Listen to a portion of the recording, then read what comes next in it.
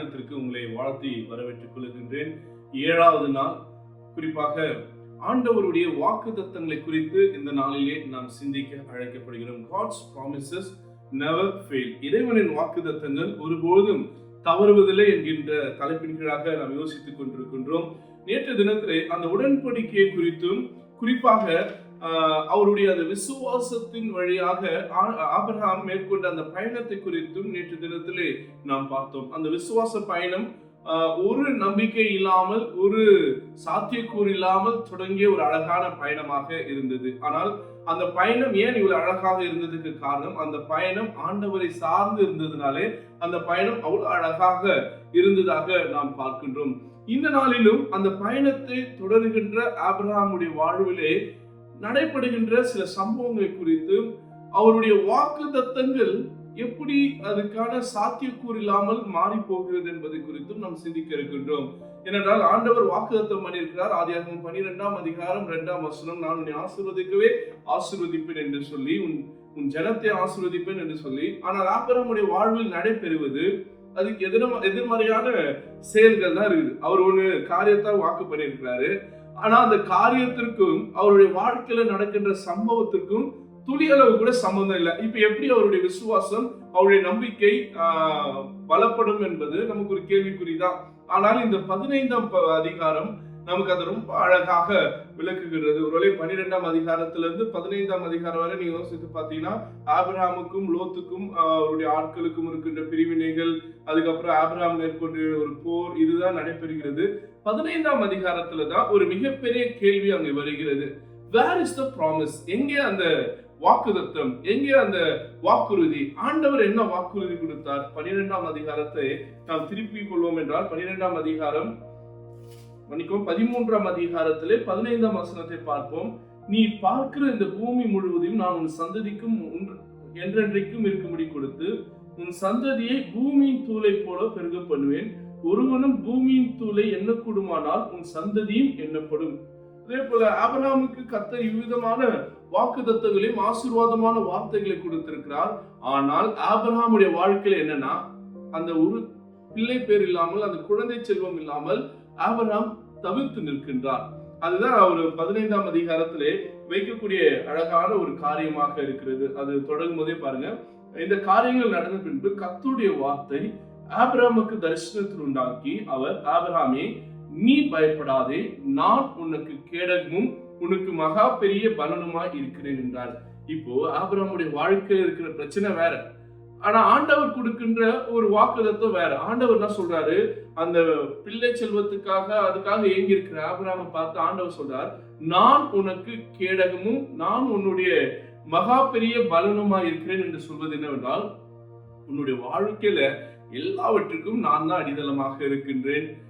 எதுவா இருந்தாலும் என்னை சார்ந்துதான் உன் வாழ்க்கையில நடைபெறும் என்பதை மறுபடியும் ஆபிரகாமுக்கு கர்த்தர் வலியுறுத்தி கொண்டிருக்கின்ற அழகான காரியம்.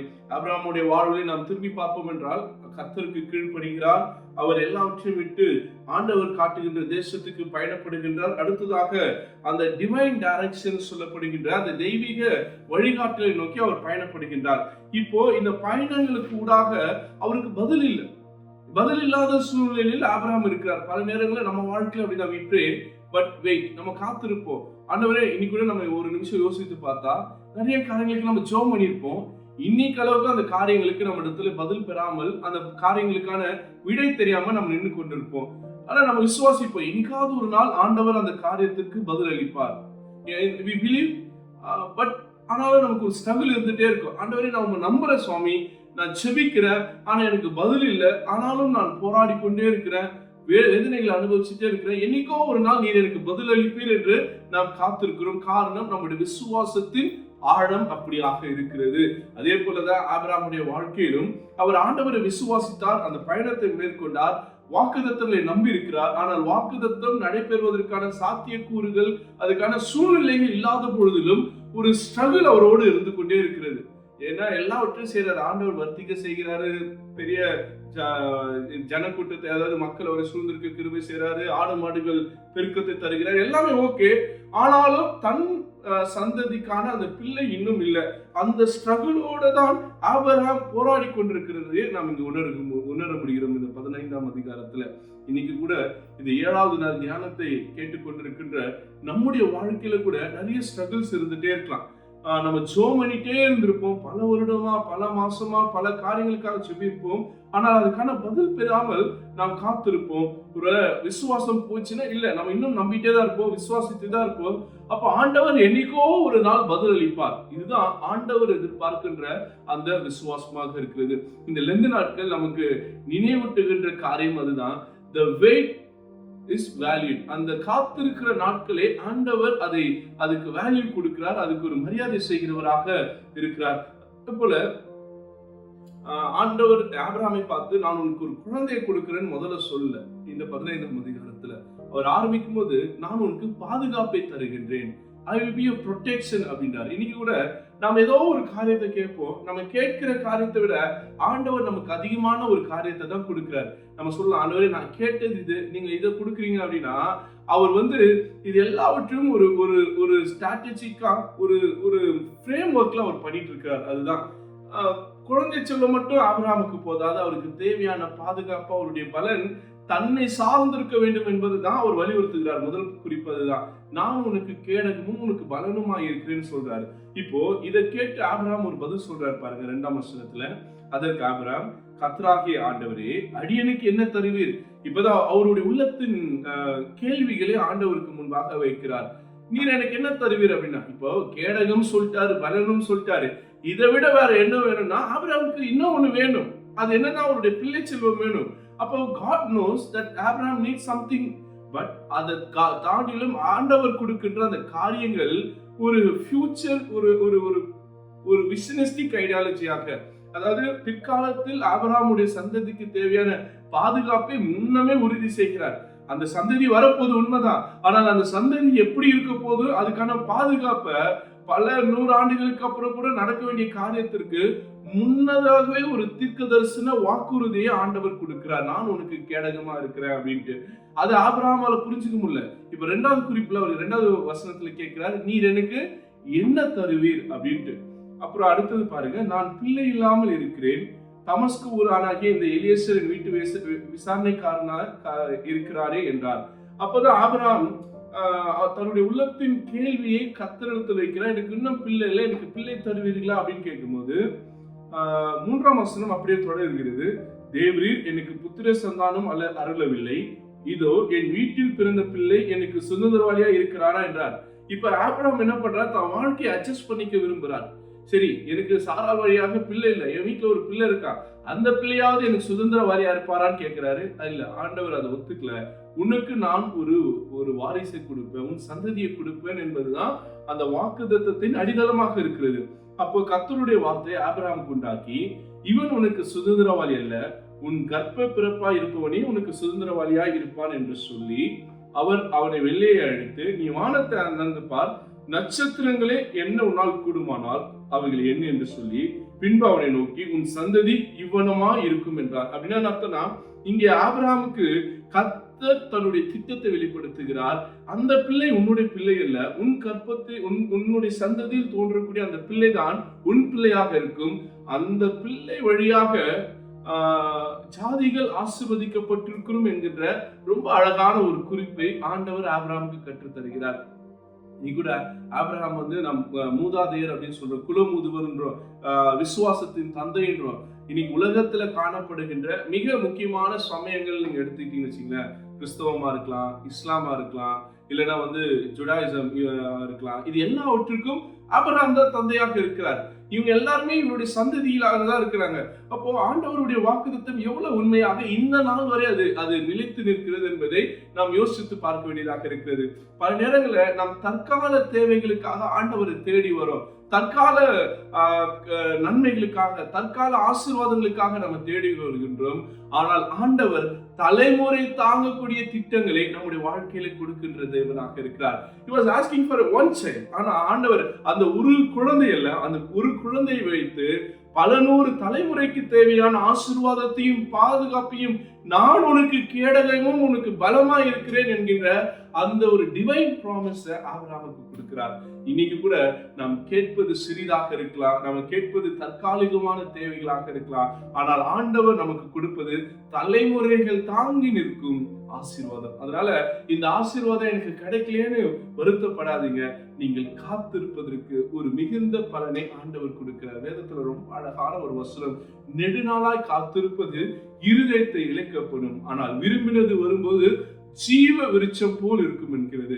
சில நேரங்களில் நாம் காத்திருப்பது நம்முடைய இருதயத்தை இழைக்கப்படும், அவ்வளவுதான், வேண்டான்ற ஒரு நிலைப்பாட்டு கூட வரலாம். ஆனா நம்ம அந்த நிலைப்பாட்டுல இருக்கும்பொழுது நம்ம விரும்பினது ஆண்டவர் கொடுக்கும்போது அது நமக்கு ஜீவ விருட்சம் போல் இருக்கும்டா. அது போலதான் எல்லாம் முடிந்தது என்று நம்ம யோசிக்கிற தருவாயில ஆண்டவர் முடியல, இதுதான் தொடக்கம்னு ஒரு புதிய தொடக்கத்தை கொடுக்கிறவராக இருக்கிறார். அடுத்தது இங்கே ஆபிரகாமுடைய அந்த உண்மைத்தன்மையை நம்ம யோசித்து பார்க்க வேண்டியதாக இருக்கிறது. எனக்குள்ள ஒரு கேள்வி இருக்கிறது, ஒரு ஒரு ஒரு மன கஷ்டம் இருக்கு, அதை நான் மறைக்க விரும்பல, நான் நேரடியா உங்க பார்த்து கேட்கிறேன்னு சொல்லி ஆண்டவரிடத்துல நீ என்ன எனக்கு தருவீர்?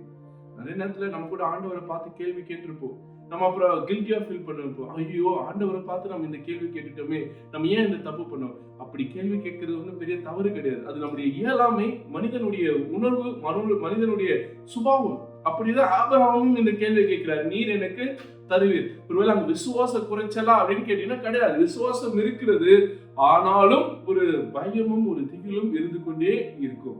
அது போலதான், ஏன்னா மனிதனுடைய இயல்பு அப்படிதான். ஒருவேளை இன்னைக்கும் உங்களுடைய விசுவாசம் கலங்கி இருக்கலாம், உங்களுடைய விசுவாசம் உடைக்கப்பட்டு இருக்கலாம். ஆண்டவர் அந்த விசுவாசத்தை கட்டி எழுத்துக் கொண்டிருக்கிறார் இந்த மெடிடேஷன் வழியாக. ஏனென்றால் இயேசு கிறிஸ்துவ கூட நீங்க எடுத்து பாருங்க, சிலுவையில ஒரு கேள்வி கேட்கிறார் ஆண்டவர், என் தேவனே என் தேவனே ஏன் என்னை கைவிட்டேன்? இப்ப சொல்லுங்க, ஆண்டவர் பிதாவை பார்த்து கேள்வி கேட்கிறாரு, இது நியாயமா அப்படின்னா கிடையாது. அந்த விசுவாசம் இருக்குதான், ஆனாலும் அந்த மனித சுபாவத்தின், மனிதனுடைய உணர்வுகளின் வெளிப்பாடுதான் அது. அந்த வேற யாரை கேட்க முடியும்? நானு வேற யாரு போய் நான் கேட்க முடியும்? வேற யாருக்கிட்ட போய் நான் போய் புலம்ப முடியும்? எனக்கு இருக்கக்கூடிய நம்பிக்கை, எனக்கு இருக்கக்கூடிய ஒரே ஹோப், நான் தேடி போய் விழக்கூடிய ஒரே இடம் என் தேவன் ஒருவர் தான். அவர் இடத்துலதான் போய் என் இருதயத்தின் சஞ்சலங்களை நான் கொட்ட முடியும். அப்படிதான் ஆபிரகாம் செய்கிறார், அப்படிதான் இயேசுவும் செய்கிறார், அப்படிதான் நாமும் செய்கிறோம். பல நேரங்களில் நம்ம செபத்துல ஆண்டவரே ஏன் இதை நடக்கல அப்படின்னு நம்ம கேள்வி கேட்கறது தவிர என்னாதீங்க, நாம் ஆண்டவர் இடத்துலதான் நம்ம கேட்க முடியும். ஏன்னா ஆண்டவர் நம்ம கேட்கும் போதுதான் ஆண்டவர் இடத்துல ஒரு அறிக்கை, சாமி நான் இந்த கேள்வி வேற யாருக்கிட்டனா போய் கேட்டிருக்கலாம், ஆனா அவங்க என் நம்பிக்கை இல்லை, நீங்க தான் என் நம்பிக்கை, உங்களைதான் நான் நம்பி இருக்கிறேன், அதனால உங்களைதான் கேட்க வரேன். ஆண்டவர் அதை புரிந்து கொள்கிறவராக இருக்கின்றார். அடுத்ததாக நான் சொல்வது ரொம்ப அழகான குறிப்பு, இந்த 15ஆம் அதிகாரம் 5ஆம் வசனத்துல, நீ வானத்தை அண்ணாந்து பார், அவைகளை என்ன கூடுமானால் என்ன, அதுதான் உன்னுடைய சந்ததியுடைய வளர்ச்சியாக இருக்கும். இப்போ ஆண்டவர் சொல்றார், வானத்தை பாரு எவ்வளவு இருக்கு நட்சத்திரம், அது போலதான் உன் சந்ததி இருக்குன்றார். ஆனா ரியாலிட்டியில என்ன இருக்கு? ஒரு குழந்தை கூட அவருக்கு இல்லை, ஆனா ஒரு சந்ததி பெருகுன்றார். சில நேரங்களில் வெறுமை, இல்லாமை நமக்கு ஒரு மிகப்பெரிய ஆசீர்வாதத்தின் தொடக்கமாக இருக்கும். இன்னைக்கு நீங்க வெறுமையோடு இருக்கிறீங்களா? இல்லாமையோடு இருக்கிறீங்களா? இல்ல ஒன்றும் இல்லாமல் இருக்கிறீங்களா? ஒண்ணு இல்ல, உங்களுக்கு ஒரு பெரிய ஆசீர்வாதத்தை ஆண்டவர் ஏற்படுத்தி கொண்டிருக்கிறார். எல்லா பிகினிங்கும், எல்லா தொடக்கமும் ஒன்றுமில்லாமல் தான் இருக்கும், ஆனால் அதனுடைய நிறைவு பரிபூர்ணமா இருக்கும். ஆரம்பம் அற்பமாக இருந்தாலும் முடிவு சம்பூர்ணமா இருக்கும் வசனத்துக்கு ஏற்ப. இன்னைக்கு உங்கள் வாழ்க்கையில் அற்பமாய் ஒன்றுமில்லாமல் எம்டினஸோட இருக்கிற காரியங்களை ஆண்டவர் ஒரு காலத்திலே அதை நிரப்பி தர வல்லவராக இருக்கிறார். நம்ம செய்ய வேண்டியதெல்லாம் இல்லைன்னா அந்த வாக்குத்தத்தத்தில் உறுதியாக இருக்கணும். ஒரு நாள் அப்படிதான் தினமும் சென்னை டிராவல் பண்ணிட்டு இருக்கோம், நானும் என் மனைவியும் பிள்ளையும். வேலை நிமித்தம் அவங்களுடைய வேலைக்காக திருநின்றூர்ல இருந்து சென்னை போகும்போது ஒவ்வொரு நாளும் அந்த மெட்ரோ வழியா தான் போயிட்டே இருப்போம். பல நேரங்கள் சில சோர்வா இருக்கும். அதுவும் அந்த லெந்து நாட்கள்ல காலையில 5 o'clock டிவோஷன் முடிச்சுட்டு காலைல டிராவல் பண்ணிட்டு திருப்பி வந்து ஈவினிங் சர்வீஸ் இருக்கும். ஸோ இந்த மாதிரி ரெக்டிக்கா ஓடிட்டே இருக்கும். அப்போ ஓடும்போது சில நேரத்துல ஒரு மாதிரி கடினப்பாடு, அதான் இந்த சென்னை டிராஃபிக்லாம் துபாய் டிராஃபிக்கோட ரொம்ப மோசமா இருக்கும்.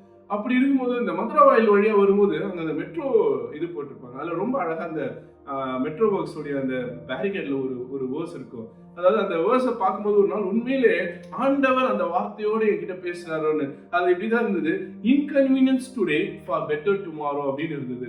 ரொம்ப ஆச்சரியமான ஒரு வார்த்தை. இன்னைக்கு நம்முடைய வாழ்க்கையில இதெல்லாம் இன்கன்வீனியன்ஸாக, இதெல்லாம் கடினப்பாடுகளெல்லாம் நம்ம பார்க்கிறோமோ, அதெல்லாம் ஒரு நல்ல எதிர்காலத்திற்காக ஆண்டவர் உருவாக்கி இருக்கிறார். இன்னைக்கு கூட நம்ம வாழ்க்கையில நம்ம ஃபேஸ் பண்ணக்கூடிய ட்ரபிள்ஸ், நம்ம வாழ்க்கையில ஃபேஸ் பண்ணக்கூடிய எம்டினஸ், நம்ம வாழ்க்கையில ஃபேஸ் பண்ணக்கூடிய போராட்டங்கள் இதெல்லாமே ஒரு நல்ல ஆசீர்வாதமான எதிர்காலத்திற்கான நன்மையான முடிவுக்காக ஆண்டவர் வைத்திருக்கிறார் என்பதை நாம் புரிந்து கொள்ள வேண்டியதாக இருக்கிறது. அப்போ இந்த விசுவாசத்தில் வளர்கின்ற நாம் ஆபிரகாமை போல வளரும் போது நம்மை சுற்றி இருக்கிறவர்களையும் அப்படிப்பட்டவர்களாக வைத்துக் கொள்ள வேண்டியதாக இருக்கிறது. ஒரு சின்ன ஒரு இல்லஸ்ட்ரேஷனோடு நான் நிறைவு செய்ய விரும்புகின்றேன். 2 தொட்டி இருக்கிறது. ஒரு தொட்டியில ரொம்ப அழகா மண்ணு அந்த எருவெல்லாம் போட்டு ஒரு தொட்டி வைக்கப்பட்டிருக்கிறது. இன்னொரு தொட்டியில நல்ல சிமெண்ட் கலந்து தண்ணியை விட்டு அது உள்ள வைக்கப்பட்டிருக்கிறது. இப்போ 2 நல்ல விதைய இருக்கு. ஒரு விதையை இந்த மண்ணில் வைக்கிறோம், ஒரு விதை இந்த சிமெண்ட் இதுக்குள்ள வைக்கிறோம். இப்போ நீங்க யோசிச்சு பாருங்க, எது நல்லா வளரும்? எல்லாருக்கும் தெரியும், ஆப்வியஸா அந்த நல்ல ஃபர்டைல் மண்ணில் வைக்கப்பட்ட அந்த விதை வளரும். இந்த சிமெண்ட் வைத்தது ஒருபோதும் அது வளர போறதே இல்லை. அது போலதான் நம்முடைய வாழ்க்கை, நாம் யாரை சுற்றி நம்முடைய வாழ்க்கை அமைகிறது, நம்ம யாரை சுற்றி நாம் நம்முடைய வாழ்க்கையை வைத்திருக்கிறோம்ன்றது ரொம்ப முக்கியமானது. இந்த மண்ண இந்த ஃபர்டைல் சாயில் அப்படின்றது நம்ம சுற்றிலும் விசுவாச மக்களை வைத்துக் கொள்வது, விசுவாச நம்பிக்கையில் வாழக்கூடிய மக்களை வைத்துக் கொள்ளும் போது நாம் வளரும்.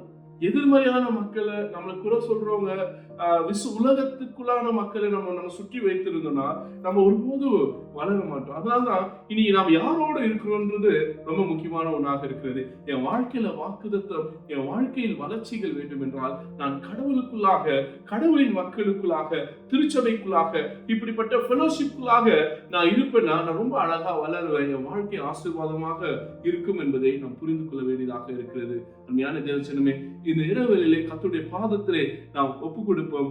ஆண்டவர் நமக்கு நிறைய வாக்குத்தத்தங்களை கொடுத்திருக்கிறார். ஒரு கேள்வியோடு என்னால முடிப்போம். ஆண்டவரே, இந்த வாக்குத்தத்தம் எப்பொழுது என் வாழ்க்கையில நிறைவேறும்? ஆனா கண்டிப்பா அது நிறைவேறும். அந்த நாளுக்காக நான் காத்திருக்கிறேன், விசுவாசத்தோடு நான் காத்திருக்கிறேன், நம்பிக்கையோடு காத்திருக்கிறேன். நீர் அதை ஏற்ற காலத்தில் நிறைவேற்றுவீர் என்ற நம்பிக்கையில் என்னை ஒப்புக் கொடுக்கிறேன்னு சொல்லி நாம் ஒப்பு கொடுத்து ஜெபம் செய்வோம்.